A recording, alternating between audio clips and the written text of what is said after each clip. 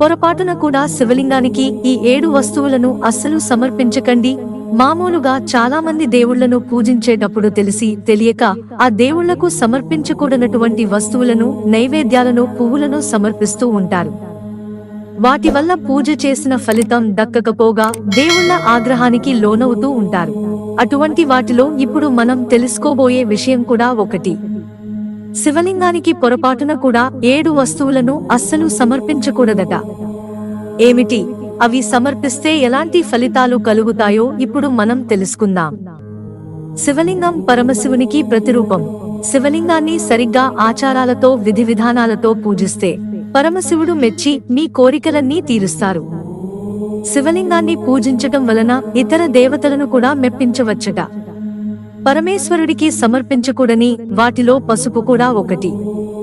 ఎందుకంటే పసుపు స్త్రీల అందాన్ని పెంపొందించే వస్తువుగా పేరు పొందింది. శివలింగం పరమశివునికి ప్రతిరూపం. అదేవిధంగా శివలింగానికి ఎప్పుడు కూడా తులసి ఆకులను సమర్పించకూడదు. కేవలం బిల్వపత్రాలను మాత్రమే సమర్పించాలని చెబుతున్నారు. అలాగే పరమేశ్వరుడికి ఎప్పుడు కొబ్బరి నీళ్లను సమర్పించకూడదు. కొబ్బరికాయను కొట్టవచ్చు, కానీ శివలింగానికి మాత్రం కొబ్బరి నీటిని సమర్పించకూడదట. అలాగే చంపా శివలింగం పరమేశ్వరుని ప్రతిరూపం కాబట్టి ఆయనకు ఇష్టమైన తెల్లని పువ్వులను శివలింగానికి సమర్పించవచ్చట.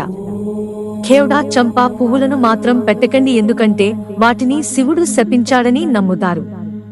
కుంకుమ తిలకం. శివలింగానికి కుంకుమ తిలకం ఎప్పుడూ వాడవద్దు. భక్తులు కానీ పార్వతి, గణేశుడి విగ్రహాలకు దీన్ని వాడతారు.